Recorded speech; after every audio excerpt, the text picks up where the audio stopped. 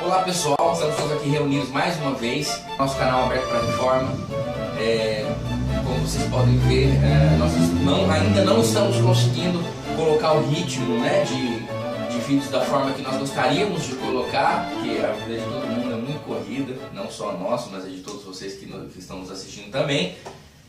Mas estamos muito felizes com o resultado. Estamos muito felizes com o resultado. E não consigo, eu sempre tenho que falar que nós estamos felizes, mas devagarzinho a gente vai aprendendo e pegando a manha do negócio cada vez mais. Hoje nós vamos falar de um assunto muito interessante, que é tentar traçar um paralelo entre a ideia reformada inicial, né, como que os pré-reformadores, os reformadores, qual a ideia que eles tinham de igreja, de evangelização, e tentar traçar esse paralelo de como a nossa igreja vive hoje, né? Então presta atenção, vai ser um vídeo muito legal, e esse é mais um Aberto para a Reforma!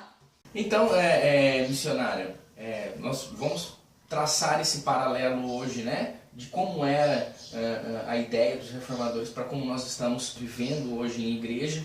E a nossa missionária Mariana, ela vai fazer uma breve explicação aqui, um resumo de qual é o seu conhecimento em relação ao estudo reformado, ao estudo da palavra e tudo mais. Então a missionária vai se apresentar, tipo currículo, que nós não fizemos isso desde o primeiro vídeo, mas nós vamos fazer agora. E vai começando já respondendo a pergunta que é: como era a igreja antes da reforma? Olá, gente. Bom, eu sou formado em teologia pelo Instituto Bíblico Eduardo Lani, em Patrocínio. O Instituto Bíblico tem a missão de ensinar a fé reformada para aqueles que vão trabalhar com plantação de igreja, que vão ser evangelistas ou missionários, tanto no Brasil quanto fora do Brasil. Depois do IBEL, eu validei meu diploma na Faculdade Teológica Sul-Americana, em Londrina, no Paraná. Agora, atualmente, estou fazendo faculdade de História, né? Estou cursando a segunda graduação em História e estou fazendo um curso muito interessante na área de grego, na área de exegese bíblica, no Centro Presbiteriano de Pós-Graduação André Jumper. Bom, e agora nós vamos então responder a primeira pergunta. Como que era a igreja antes da reforma? E como que surgiu a ideia da reforma? A reforma, ela foi uma volta ao fundamento ou à essência da igreja cristã.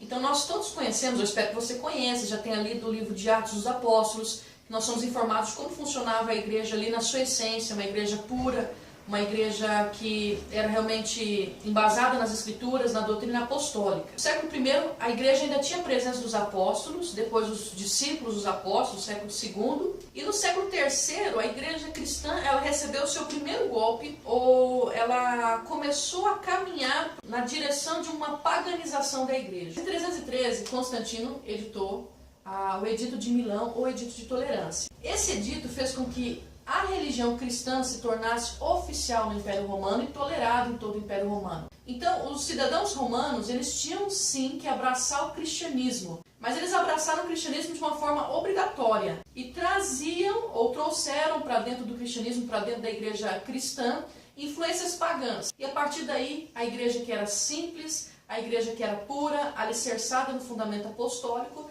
se tornou uma mistura de religião, né, uma mistura de religiões. Então a igreja começou a debandar daí. As pessoas se tornavam clérigos ou ministros da igreja por receber benefícios, salário, tranquilidade, coisas do tipo.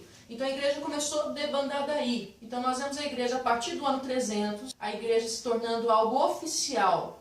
Foi aí que nasceu o catolicismo? Por aí, que a igreja começou a ter essa influência, que agora a igreja era católica. O que isso quer dizer? Ela era universal no Império Romano e naquelas terras conhecidas da época. Então ela começou a sair do alicerce cristão para se tornar algo universal para todos e que foi, na verdade, imposto sobre todos, e todos que vieram trouxeram as suas influências, as suas crenças errôneas, né? Então a igreja começou a se desviar daí. E nós vemos a igreja católica se desviando em toda a Idade das Trevas. Havia uma somatória de fatores. Quais eram eles? Primeiro, a autoridade das Escrituras não era mais a única fonte de autoridade da igreja.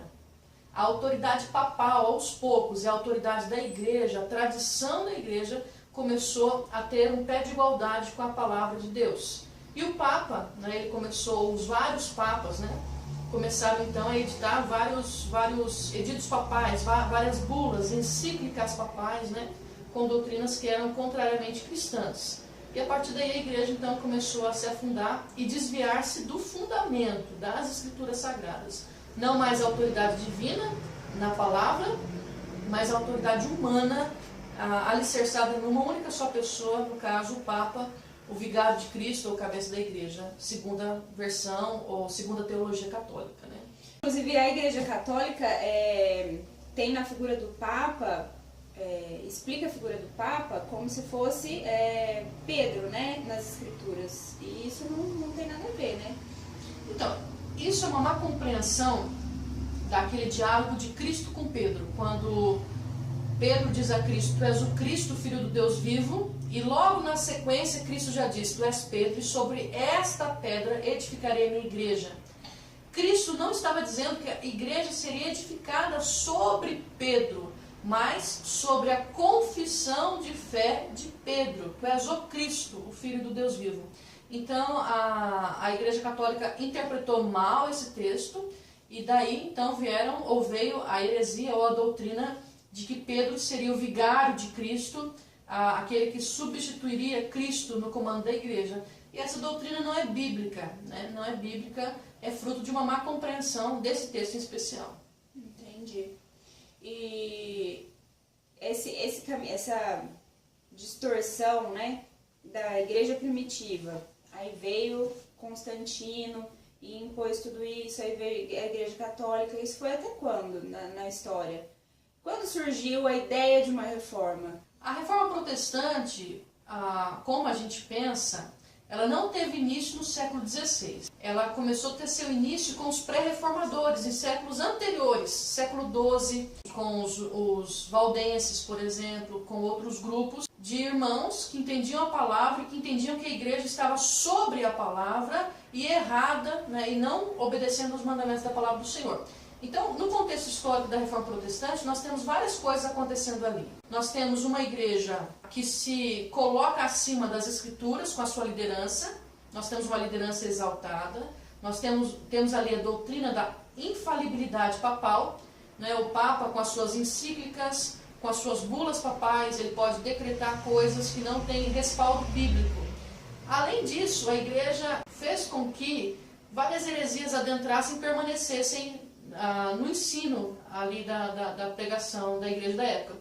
Por exemplo, era vendido as indulgências. O que é indulgência? Indulgência era um documento, né, assinado por um bispo ou até mesmo pelo Papa, né, ou escrito sob supervisão do Papa, e a pessoa que adquiria financeiramente aquele documento, ela garantiria ou a salvação dela ou de algum ente querido.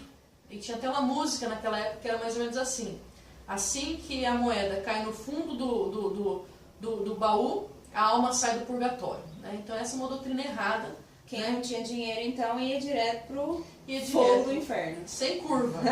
Sem curva, né? Ia direitinho.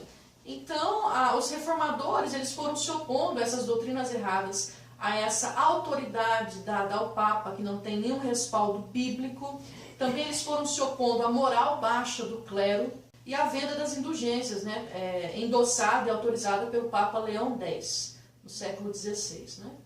Isso também muito pela ignorância do povo na época, que também não sabia ler, não tinha acesso também à Bíblia, né? Acho que a Bíblia não era como é hoje, só a igreja tinha acesso às escrituras, né? Não era acessível a qualquer um, né? E não era traduzida como hoje, né? Então ficava difícil de alguém comparar o que era falado com o que realmente está escrito, né? E a reforma também foi um retorno ao fundamento da igreja cristã. O fundamento da igreja cristã é a palavra de Deus, são as escrituras sagradas do Antigo e do Novo Testamento. Então não havia nenhum domínio do povo para com as escrituras.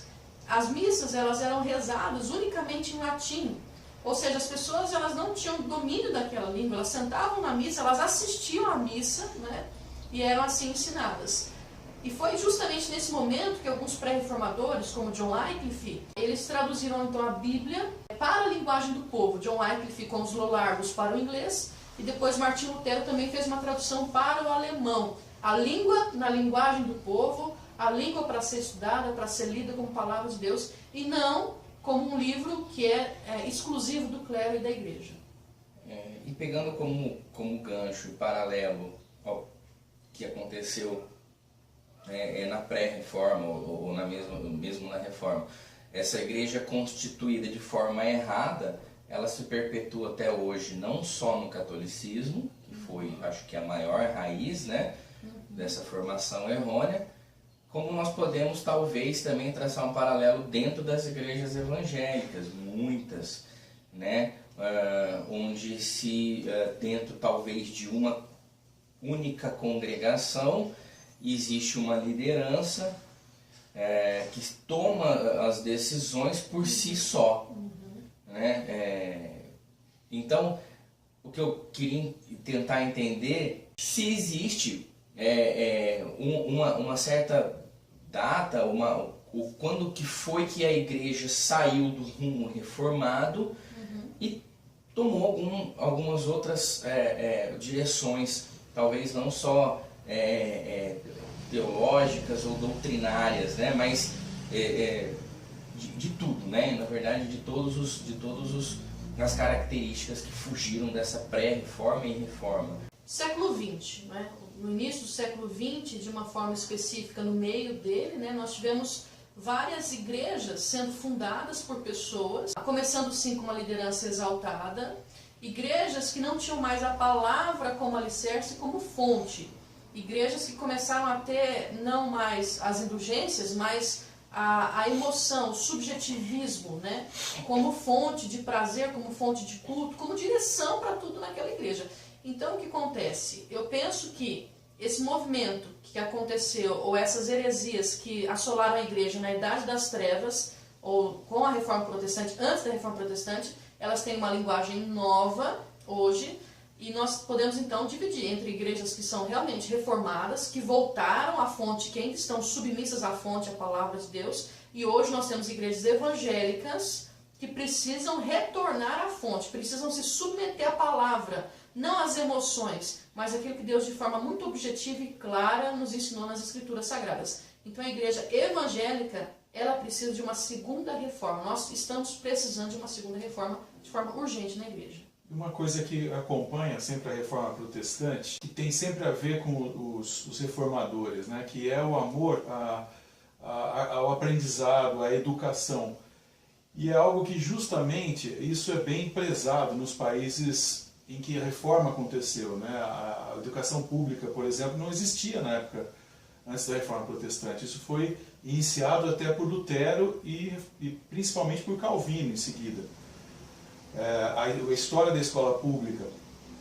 Agora, o Brasil, ele não tem essa tradição, justamente por ter essa coisa católica, né? Então, nós não temos esse amor ao conhecimento mesmo. O conhecimento hoje no Brasil ele é usado para um objetivo. Eu quero conhecimento para ganhar dinheiro, eu quero conhecimento para isso.